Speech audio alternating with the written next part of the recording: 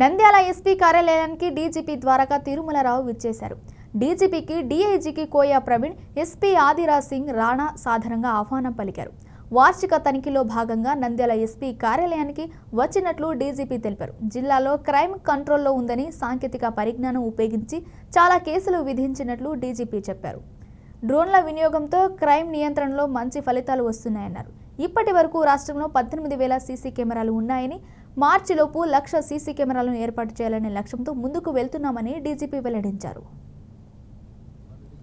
అధికారులతో మాట్లాడాలని వారితో ఇంటరాక్షన్ చేసి ఇక్కడ ఒకసారి శాంతి భద్రతల పరిస్థితులు, నేరాల పరిస్థితులు ఒకసారి సమీక్షించి వారికి కొంత ఎంకరేజ్మెంట్ ఇచ్చి ఎలా ఉద్దేశంలో రావడం జరిగింది. ఇక్కడ జనరల్గా లా అండ్ ఆర్డర్ మంచి కంట్రోల్లోనే ఉంది. క్రైమ్ కూడా ఈ మధ్యకాలంలో టెక్నాలజీ వాడటం ద్వారా చాలా క్రైమ్స్ కూడా డిటెక్ట్ చేశారు. ఇంకా ఇదే ఉత్సాహంగా పనిచేయాలని, టెక్నాలజీని బాగా వాడుకోవాలని, ఇక్కడ ఈ మధ్య ప్రతి ఈవెన్ పెట్రోలింగ్ విషయంలో అయితేనేమి, తర్వాత యాంటీ సోషల్ ఎలిమెంట్స్,